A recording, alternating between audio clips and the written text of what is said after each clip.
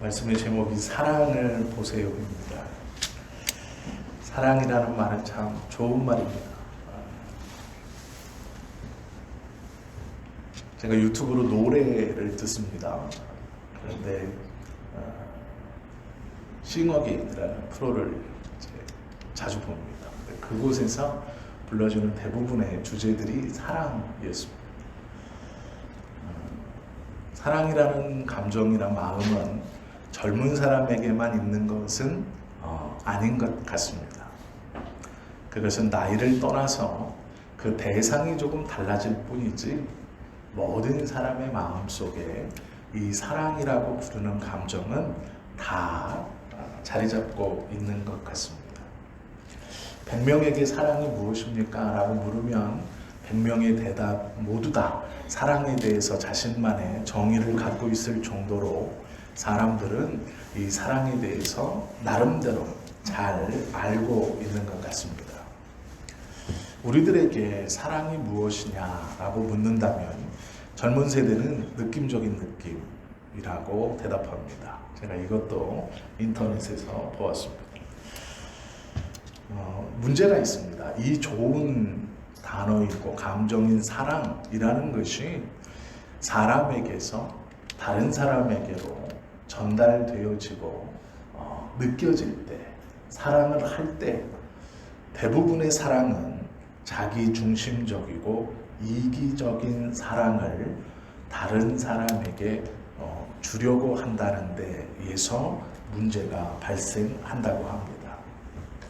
사랑이라는 것은 이기적이지 않아야 한다라는 것을 알고 있음에도 내가 사랑이라고 다른 사람에게 베풀 때 나에게 그 마음을 갖고 그 마음으로 다른 이에게 그 사랑을 전해줄 때 많은 사람들은 자기 중심적으로 이기적으로 그 사랑을 베푸는 데 있어 받는 사람이 주는 사람은 사랑인데 받는 사람은 그것을 사랑으로 느끼지 못하거나 더 나아가 그 주는, 즉 자기에게 주는 그 사랑으로 인하여 괴로움과 고통과 아픔을 느끼기도 한다고 합니다.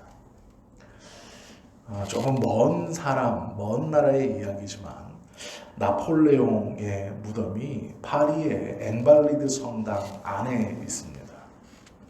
화장이 되어서 뼈가루가 이 성당 안에 안치되어 있습니다. 문제는 1821년에 세인트 헬레나라는 섬에서 나폴레옹이 죽었습니다. 유배지에서. 그곳에서 죽고 나서 20년 뒤에 프랑스로 이 나폴레옹의 시신이 옮겨질 때 화장을 해서 그것을 상자에 담아 이 성당 가운데에 안치했다라는 것이죠. 그런데 문제가 있습니다. 나폴레옹이 죽어가면서 그가 그의 이제 싸늘한 시신이 대리석관에 묻히기 전 바로 전 유언처럼 나폴레옹이 한 말이 이런 말입니다. 나는 프랑스 국민들을 그토록 사랑했다. 나의 유골이 세느강변 그 어느 곳에 뿌려진다면 나는 영원토록 내가 그토록 사랑했던 프랑스 국민 한가운데서 안식하기를 원한다. 이렇게 예언했습니다. 나폴레옹은 세느강변에 뿌려지고 그 세느강변을 중심으로 활동하며 살아가는 프랑스 국민들 가운데 나도 영원히 있고 싶다. 이것이 그의 유언이었습니다. 그러면서 앞에 덧붙이기를 그토록 사랑하는 프랑스 또 그토록 사랑하는 프랑스인이라고 표현했습니다.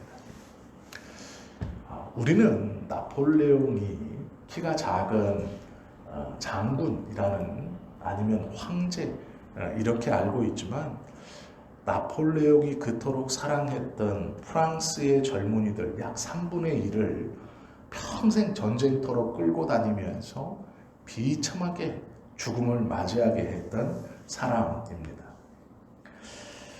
청년들을 모스크바로 데려가서 그 동토의 땅에서 얼어 죽게 만들었습니다.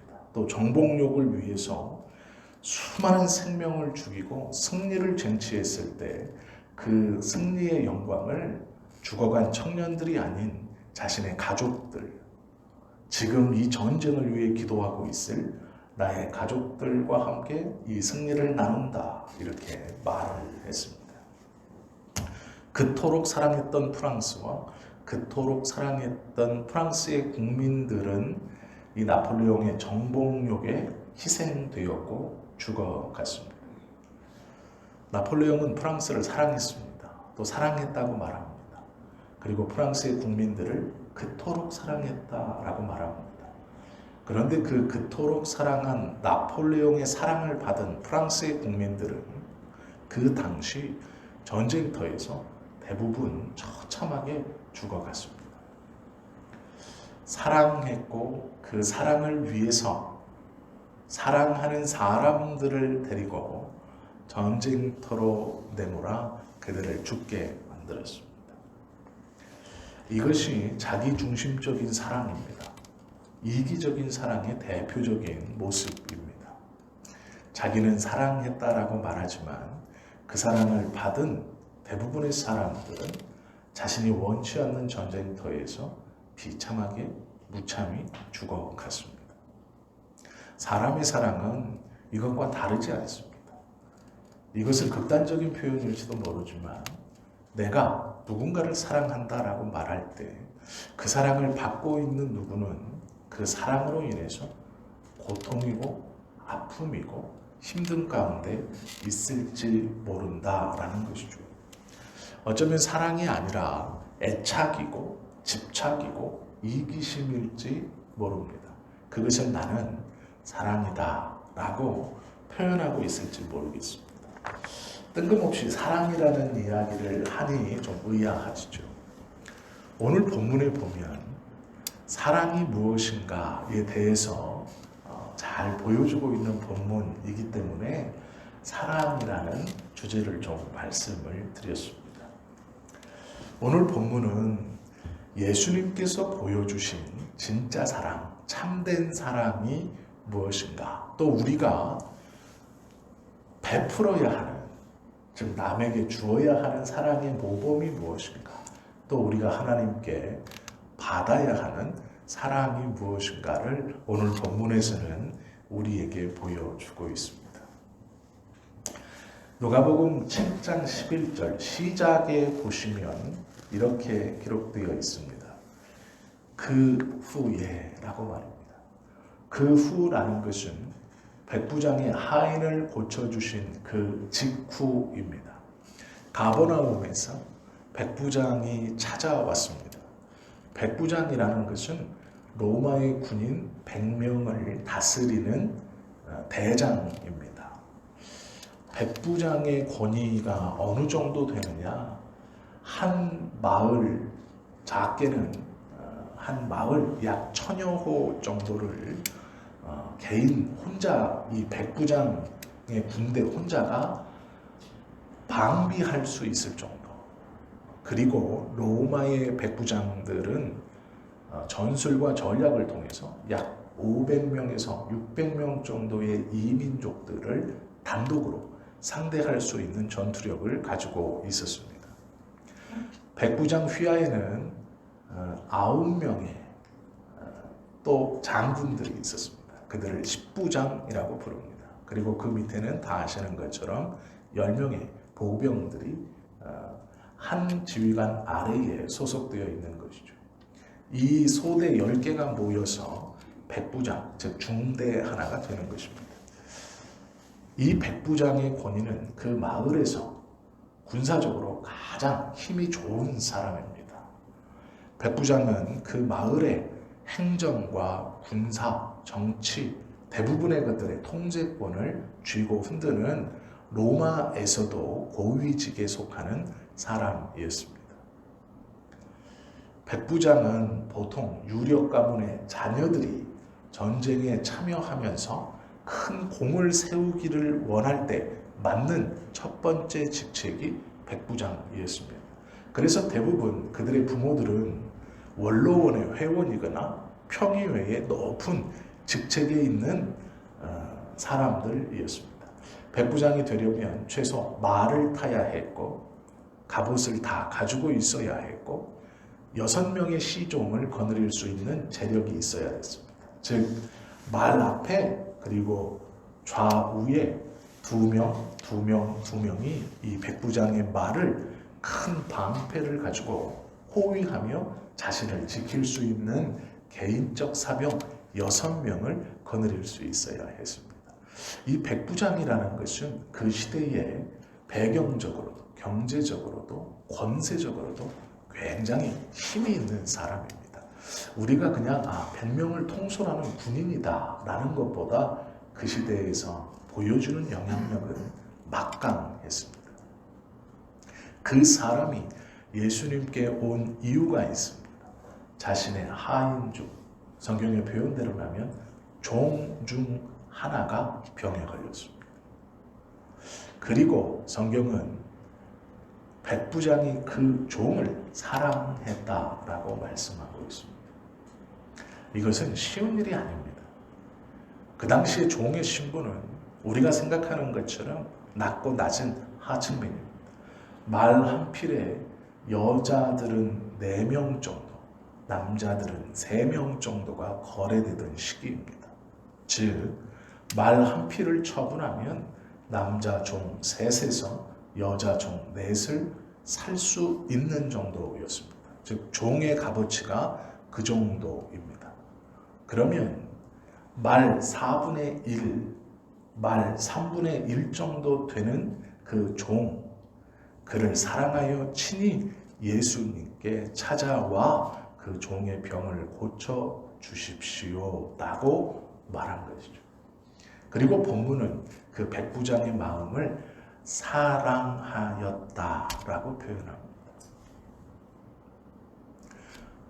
이 나인성 과부의 자녀를 고쳐주시는 이 사건이 왜 백부장의 사건 뒤에 기록되어 있느냐? 보여주시고자 함입니다. 진짜 사랑이 무엇인가? 사랑의 출발은 약한 자를 찾아가는 것에서부터 출발합니다. 내가 누군가를 사랑한다고, 내가 누구를 섬긴다고, 내가 누구에게 사랑을 베풀 수 있는 것은 그보다 내가 강하다라는 증거입니다.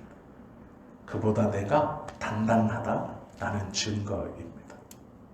사랑의 출발은 강한 자가 약한 자를 찾아가는 것에서부터 출발되어집니다. 예수님께서 나인성의 과부를 만나시기 위해서 이 나인이란 성으로 가셨습니다.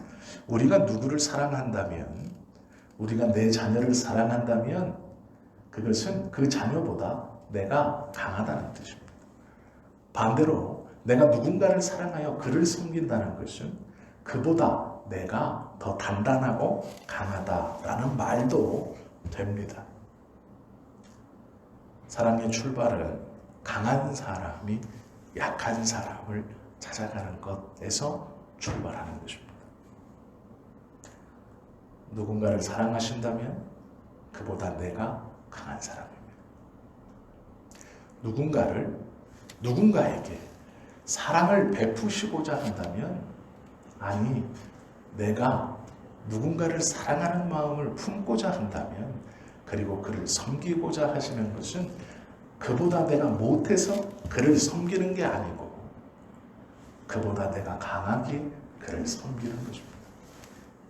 세상은 이것을 반대로 만들어 놓았지만 예수님께서 우리에게 보여주신 사랑은 강한 사람이 약한 사람을 찾아가는 것입니다. 우리가 누군가를 사랑하고자 하고 그에게 사랑을 베풀고자 한다면, 그러한 마음을 하나님이 우리에게 주셨다면 하나님께서 저보다 네가 더 강하다, 더 단단하다, 그러니 네가 먼저 사랑하는 것이다 라는 뜻입니다. 그것이 예수님이 우리에게 보여주신 사랑의 출발입니다. 나인이란 성, 이 성은 백부장을 고쳐주신 곳에서 약 16km 정도 떨어져 있는 작은 동네입니다. 16km. 자동차로 한 3, 40분 정도 걸리나요? 1시간? 1시간까지는 안 걸릴 것 같고요. 이 당시에 16km는 꽤 먼 거리입니다. 16km를 걸어가신 것이죠. 백부장의 사건을 보시고 그에게 사랑하는 것에 대한 응답을 보여주시고 걸어 나인이라는 소, 아름다운, 귀여운, 한 손에 붙들리는 매력적인, 즐거운 이라는 뜻을 가진 이 성으로 예수님이 제자들과 많은 무리들을 이끌고 오셨습니다. 제자들은 스승이 가는 거기 때문에 따라왔을 것이고 많은 무리들은 이 백부장의 하인이 고쳐지는 역사를 보고 깜짝 놀래 이 예수님을 따라왔을 것입니다. 그들이 따라온 거리는 짧은 길이 아닙니다. 뜬금없이 예수님은 가자고도 안 하시고 갑자기 방향을 잡고 나인이라는 성으로 가십니다. 왜요? 강한 자가 약한 자를 찾아가는 것이 사랑의 출발이기 때문에 그렇습니다. 이 나인이라는 성에 다 왔을 때 이름과는 다른 아름답고 매력적이고 즐겁고 한 손에 딱 잡히는 이 나인네 성과는 이름이 다른 큰 슬픔이 이 성을 에워싸고 있었습니다. 성에 가까이 예수님이 오실 때 사람들이 한 죽은 자를 메고 나오고 있었습니다. 성경은 과부의 아들이라고 말씀하고 있습니다. 우리가 다 아는 것처럼 그 당시 과부라는 것은 남편을 잃고 홀로 된 여인을 뜻하는 것입니다. 그런데 문제는 이 과부의 어린 아들이 죽은 것이 아니고 장성한 아들이 죽었다는 것입니다. 이것이 더 큰 슬픔입니다. 자녀가 죽는 것은 말할 수 없는 아픔이고 슬픔이죠. 어렸을 때의 자녀가 죽는 것도 큰 슬픔입니다. 다른 말로 표현이 안 될 것입니다. 그러나 이 당시 과부의 삶에서 하나뿐인 아들을 장성할 때까지 키웠다라는 것은 그 자녀가 자라기 전까지 당했을 무수히 많은 차별과 소외와 따돌림이 있었을 것입니다. 예를 들면 이런 것이죠. 남편을 따라 회당에 가 예배드리던 이 여인은 이제 과부라는 것으로 그 회당에 마음껏 가지 못했습니다. 제일 구석자리 아니면 이곳에 사람들이 많아 회당에 들어갈 자리가 없으면 이제 더 이상 그는 예배의 자리로 나아가지 못했습니다. 눈치를 보며 이삭을 주서 야했고 일정한 수입과 벌이 없이 남에게 동정과 회당에서 베풀어주는 곡식들로 자신의 삶과 먹을 것을 채우기 위해 눈치를 봐야 했습니다. 그리고 그렇게 어렵게 키운 하나뿐인 아들이 성인이 되었을 때, 어른이 되었을 때 그는 그 아들을 앞세워 회당에 들어갈 수 있었습니다. 그 아들이 아버지 대신 자기 남편 대신 이제 보호자가 되어 그 아들을 앞장 세우고 당당하게 회당에 들어갈 수 있었습니다. 남편을 따라 들어갔던 그 회당, 예배의 자리, 남편이 죽으면 아무도 자기를 그 자리로 인도해 줄 사람이 없기에 그 주위를 뱅뱅 돌았을 것이고 아무도 신경 쓰지 않는 그 시작 직전이나 빈자리에가 살짝 앉아있다가 또 아무도 신경 쓰지 않도록 살짝 나와야만 하는 것이 이 여인의 삶이었을 것입니다. 그 가운데서 자란 아들이 드디어 성년이 되었을 때 그 아들을 앞세우고 회당의 자리를 잡고 그 아들 뒤에서 예배할 수 있었습니다. 그것이 그 당시의 과부의 삶의 단편적인 모습입니다. 어렸을 때의 자녀를 잃는 것도 너무나 큰 슬픔이고 아픔이지만 다 큰 장성한 자녀를 그 시대의 과부가 잃는다는 것은 다시 또 이제는 아무런 소망이 없다. 이 자녀가 크면 남편의 뒤를 쫓아 하나님 앞에 나아가 예배드렸던 그 자리, 이 자녀가 이제 조금만 더 크면 내가 그 자리를 다시 갈 수 있을 것인데 라고 소망과 희망을 품고 그 자녀를 키웠을 것입니다. 그리고 그 기쁨을 누렸을 것입니다. 그러나 어느 순간 그 자녀가 다 자란 그 장성한 자녀가 죽음을 맞이했습니다. 이때에 느껴지는 슬픔은 이 여인에게 더 이상 아무런 희망이 없는 것이죠. 자녀가 둘이나 셋이 있는 것도 아닙니다. 자신의 삶에서 이제 보란듯이 이 장성한 자녀로 인하여 자신이 그동안 받았던 멸시와 핍박과 소외에서 이제 그것을 벗어나 사람의 삶으로 돌아갈 수 있을 것이라 희망을 품었던 그 모든 것들이 무너져 내린 순간이었습니다. 그것을 알기에 과부의 아들이 죽어 관을 메고 나올 때 그 나인이라는 성에 많은 사람들이 이 과부를 동정하고 그 과부의 마음의 슬픔을 알아 함께 동행했다고 성경은 말씀하고 있습니다. 그 큰 슬픔을 겪고 있는 이 여인 앞에 예수님께서 서시고 그 과부에게 한 말씀을 던집니다. 그것이 13절입니다. 주께서 과부를 보시고 불쌍히 여기사 울지 말라 하시고,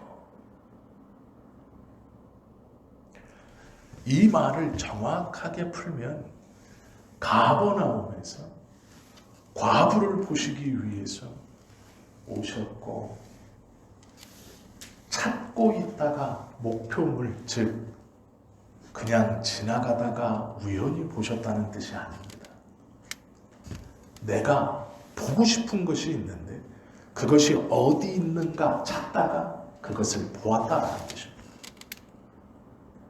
즉 가버나움에서 여기까지 나인성까지 오신 것은 이 과부를 보고 싶어 오셨고 보셨다라는 뜻입니다. 보시고 그냥 그렇구나가 아니라 그 여인의 마음속에 있는 비통함을 충분히 이해하시고 공감하시고 불쌍히 여겼다 성경은 말씀하고 있습니다. 그리고 그 여인에게 울지 말라 말씀합니다. 예수님께서 보여주신 이 사랑, 찾아가 공감하는 것. 참 감사하게도 우리 사람에게도 이러한 마음이 있습니다. 왜 우리가 하나님이 어떻게 우리를 만들었고 창조하셨다는 것을 우리가 알 수 있습니까? 라고 묻는다면 이 이야기를 해드리고 싶습니다. 예수님께서 이 여인을 보시고 그 비통함을 공감하시고 불쌍히 여기신 것, 그 마음이 우리에게도 있지 않습니까? 그 사람의 깊은 슬픔, 깊은 비통함을 공감하고 위로하려고 하지만 어떻게 해야 되는지 몰라 그 주위를 뱅뱅 돌면서 그 안타까운 마음에 동참하는 것이 우리에게도 있지 않습니까? 창세기에 보면 아담과 하와가 범죄하여서 선악을 알게 하는 나무의 실과를 따 먹었습니다. 그리고 나서 그들의 마음속엔 두려움이 임했습니다. 하나님 앞에 서는 것이 두려웠습니다. 그리고 나뭇잎으로 옷을 해 입고 나무 뒤에 숨어 있습니다. 그때 하나님께서 아담아, 아담아 부르셨습니다. 문제는 아담아, 아담아, 내가 어디 있느냐? 아담이 어디 있는지 몰라서 부르신 게 아닙니다. 그가 왜 피하는지, 그가 왜 두려워하는지 그 마음을 아시기 때문에, 그 두려움과 그 비통함을 아시기 때문에 내가 어디 있느냐라고 찾으시는 것입니다. 이것이 예수님께서 나인성의 여인을 보고 품고 울지 말라 하셨던 똑같은 음성과 마음입니다. 강한 자가 약한 자를 찾아오는 것, 이것이 사랑의 출발입니다. 잃어버린 양의 비유에서도 우리는 알 수 있습니다. 양이 목자를 찾는 것이 아니라 목자가 양을 찾아 광야를 돌아다닙니다. 양은 미련하고 근시한 적이어서 목자를 찾을 수 없습니다.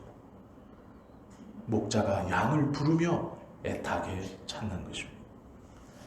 예수님께서는 잃어버린 양처럼 두려움과 깊은 슬픔 가운데 있는 한 마리의 불쌍한 이 양과 같은 여인을 바라보셨습니다. 그리고 공감하셨습니다. 그리고 위로하셨습니다. 울지 말라라는 것은 예수님께서 이 여인에게 첫 번째 던져주신 위로의 말씀입니다. 울지 말라. 우리도 여기까지 할 수 있습니다. 우리도 놀랍게도 예수님께서 보여주신 여기까지는 할 수 있습니다. 슬픔을 당한 성도에게 찾아가 그 슬픔에 공감하고 그 비통함에 공감하여 괜찮아, 네 잘못 아니야, 같이 기도할게, 나도 기도할게, 이제 그만으로 괜찮아 라고 우리도 위로할 수 있습니다. 참 귀하고 참 복된 마음입니다.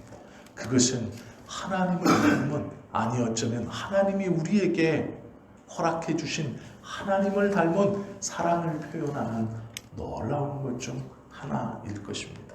그런데 문제는 거기까지입니다. 거기까지. 우리의 사랑은 찾아가고 공감하고 같이 있고 위로해 주는 것까지입니다. 이것도 물론 대단합니다. 이것도 물론 놀라운 것입니다. 그러나 우리의 한계는 거기까지입니다. 그 이상 해줄 수 없습니다.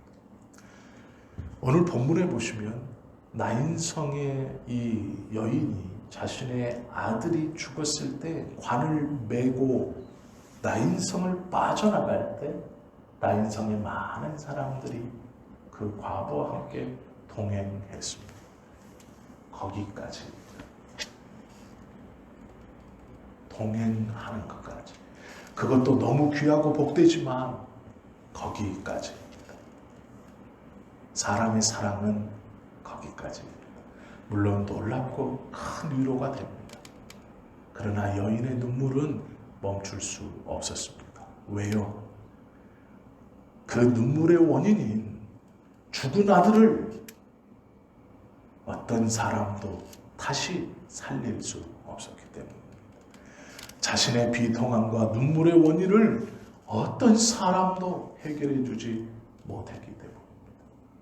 그것이 우리의 한계입니다. 귀한 사랑이고 귀한 마음이지만 거기까지입니다. 여인은 계속 눈물을 흘렸습니다.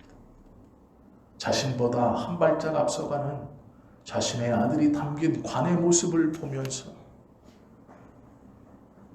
그 여인은 눈물을 흘리지 않을 수 없었습니다.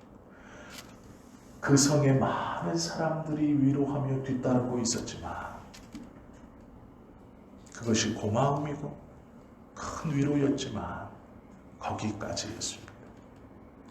예수님께서 울지 말라 하시고 그 관에 손을 대니 관이 멈추었습니다. 이 당시에 장례 풍습 중 하나는 시신을 관에 넣고 무덤에 가기까지 뚜껑을 덮지 않습니다. 우리의 생각에는 꽁꽁 싸매서 이렇게 할 것 같지만 사실 시체를 꽁꽁 싸맨다는 건 돈 있는 사람들이 하는 짓입니다. 일반인들은 그냥 자기가 입던 옷 그대로 그렇게 그냥 관에 넣었습니다. 관도 돈이 있는 사람이야 이렇게 우리가 생각하는 사각의 관이고, 돈이 없는 사람은 그냥 판자에서 바닥만 있고 양쪽이 없는 그런 것에 사람을 올려놓고 장지까지 어깨에 메고 가는 것이 전부였습니다. 관을 관에 넣었다, 메고 나온다, 손을 댔더니 멈추었다. 정확히 이 청년이 네모난 관에 담겨서 나오고 있었는지 그냥 평평한 것에 실려 나오고 있었는지는 모르겠습니다. 그러나 예수님이 그 행렬의 관에 손을 대었습니다. 그러자 매는 사람들이 멈추었습니다. 그들은 놀랬을 것입니다. 그렇게 위로는 랍비가 충분히 할 수 있습니다.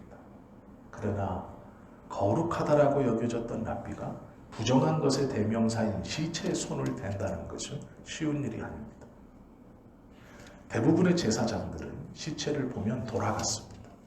부정한 것을 가까이 하면 부정하다 여겼기에 그 장례 행렬을 대부분의 랍비와 제사장들은 분명히 돌아갔을 것입니다. 멀찍이 피하는 것이 관례였습니다. 부정한 것의 대명사인 시체에 손을 댔다라는 것은 그들의 상상으로, 그들의 상식으로 일어날 수 없는 일입니다. 예수님께서는 위로하시고 한 발 더 나아가 손을 대십니다. 그러니 멈출 수밖에 없죠. 장례 행렬은 놀랐습니다. 그리고 제자들과 그 뒤로 수많은 사람들을 지금 데리고 나인성으로 들어오고 있는 이 랍비가 부정하고 부정한 시체에 손을 대었다는 것은 그들에겐 충격이었습니다. 예수님께서 직후에 말씀하십니다.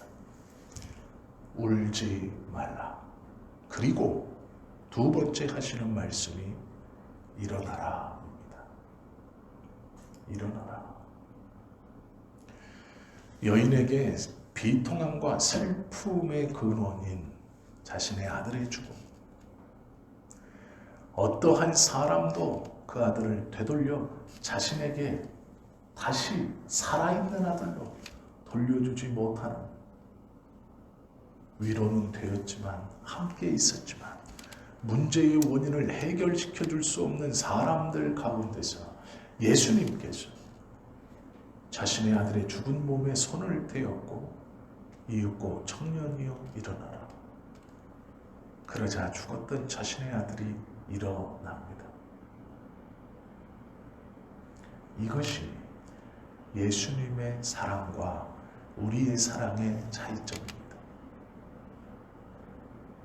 우리가 세상의 사랑을 구하지 않고 예수님의 사랑을 먼저 구해야 하는 이유입니다.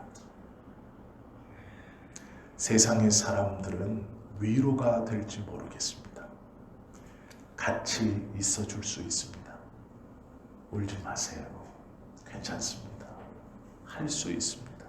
물론 그것도 우리에게 큰 위로가 됩니다. 그러나 하나님께 선택받은 우리가 왜 예수님 앞에 먼저 나아가야 하는가? 예수님은 우리의 슬픔의 근원을 해결시켜 줄 수 있는 유일한 분이기 때문에 그렇습니다. 정확히 말하면 진짜 사랑을 우리로 보여주실 수 있고 베풀어 주실 수 있는 분이기 때문에 그렇다라는 것이죠. 가까이 가서 그 관에 손을 대시니 맨자들이 서는지라. 예수께서 이르시되 청년아 내가 내게 말하노니 일어나라 라고 말씀하셨습니다. 잠깐 좀 분위기를 바꾸어서 예수님께서 내가 내게 라고 말씀하십니다. 이 내가 라는 말이 참 중요한 말입니다. 예수님께서 난성으로 들어오셨고 이 시신을 마주치시면서 말씀하시기 전 내가 라고 말합니다. 그러면 물을 겁니다. 네가 누군데? 죽어 싸늘하게 식어있는 그 시신을 향해 내가 내게 라고 말하는 내가, 사람들은 당연하게 생각했을 것입니다. 네가 누군데? 그 네가 누굽니까? 하나님이십니다. 목회자들이 이 내가라는 말을 쓸 때가 종종 있습니다. 아마 기억나십니까? 언제 그랬을까? 목회자들이 언제 내가라는 말을 쓸까? 세례를 줄 때 사용합니다. 또 공식적인 자리에서 선언을 할 때 사용합니다. 하나님의 은혜를 선포하며 그 은혜에 대해서 자신 있게 선언할 때 선언합니다. 제가 보여드리겠습니다. 이런 것이죠. 세례자라면 세례를 줄 때 목회자들이 내가 성부와 성자와 성령의 이름으로 이렇게 말합니다. 거기서의 내가는 목회자의 내가입니다. 이것은 하나님의 권위를 위임받아 보증이 된 내가 성부와 성자와 성령의 이름으로 세례를 준다는 것입니다. 성도들이 오해하세요. 목사인 네가 성부와 성자와 성령이 어떻게 이렇게 말씀하세요. 그게 아니에요. 대리자로 그리고 정확한 이 신분을 드러내며 하나님의 역사를 설명하는 것입니다. 그리고 어떤 분에게 안수기도 할 때도 내가 이렇게 말하는 분들이 있어요. 그것은 성령의 은혜를 보증이 된 나로 통하여 일어나게 하심을 확신한다라는 뜻입니다. 그리고 아마 기억하실지 모르겠지만 제가 담임으로 취임하는 예배에서 노회장님이 내가 이제 노회의 권위로 정현진 목사가 성지교회의 담임이 되었음을 선포합니다. 이렇게 했을 것입니다. 이때 사용하는 것이 내가입니다.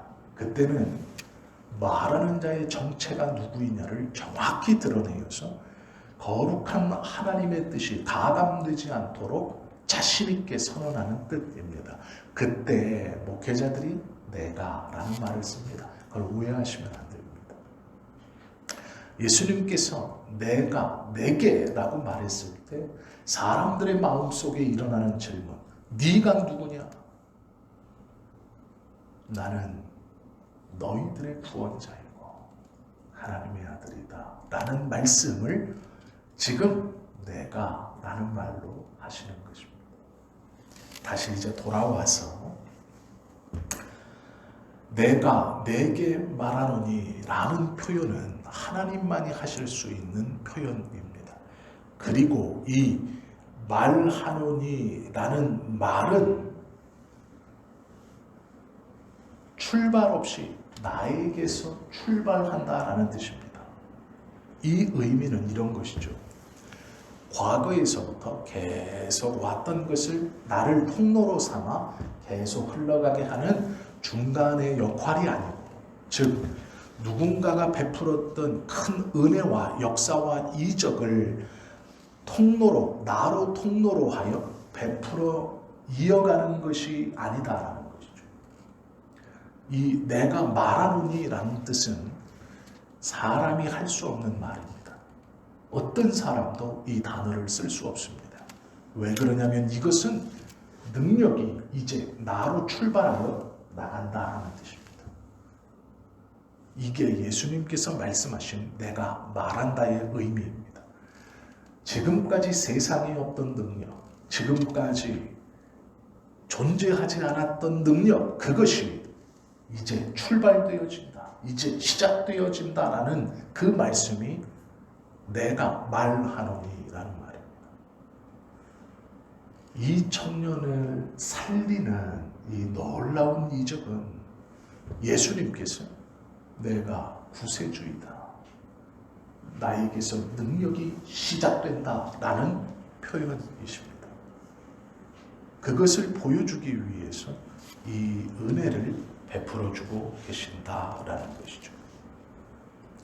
이 한마디로 울지 않을 이유가 되었습니다.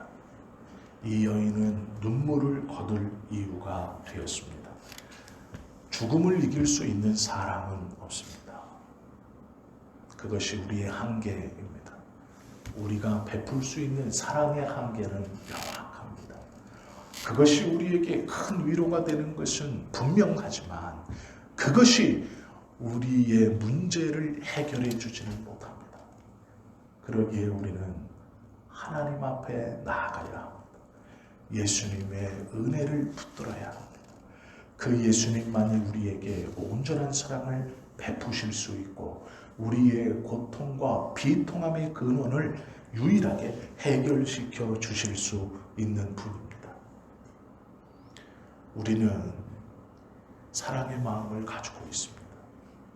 그러나 때로는 너무 자주 그 사랑을 표현할 때, 드러낼 때 이기적인 모양과 모습으로 표현합니다. 그리하여 그것을 받는 사람이 오히려 사랑 때문에 상처를 받기도 합니다. 그러나 주님은 다릅니다. 우리에게 꼭 필요한 것을 허락해 주시고 불쌍히 여겨주시고 위로하시고 그뿐 아니라 우리의 비통함의 원인도 바꾸어 주시고 고쳐 주실 수 있는 유일한 분이십니다. 우리는 이 예수님이 우리의 중보자가 되었다고 성경의 약속을 받은 사람들입니다. 그러기에 우리의 아픔과 슬픔과 고통이 사람에게서가 아니라 예수님에게서 위로함을 받고 사람에게 사랑을 구하는 것이 아니라 예수님에게서 온전한 사랑을 구해야 하는 것입니다. 나인성 과부의 자녀를 고쳐주신 이 이야기는 우리가 제대로 알아야 하는 진짜 사랑이 무엇인지 또 하나님 앞에 구해야 하는 진짜 사랑이 무엇인지 우리가 또 받아야 하는 하나님의 사랑이 무엇인지를 보여주는 그러한 말씀입니다. 오늘 우리가 이 말씀을 함께 나누었습니다. 하나님 앞에 세상적인 어떠함을 구하기 전에 하나님, 내가 예수님의 이 사랑을 직접 하나님 내가 받고 싶습니다. 이 사랑을 나에게 허락해 주십시오 라고 기도하십시오. 그 기도가 간절함에 달할 때 우리는 분명히 인지할 수 있을 것이고 음성을 들을 수 있을 것입니다. 내가 그 사랑을 이미 너에게 십자가를 통하여 주었다. 너는 자유함을 얻었고 너는 슬픔에서 벗어났으며 너는 이미 나의 그 사랑을 충분히 받고 있다 라는 음성이 우리에게 분명히 들릴 것입니다. 그 하나님의 사랑을 다시 경험하는 우리 모두가 되실 수 있기를 예수님의 이름으로 축원합니다. 기도하겠습니다.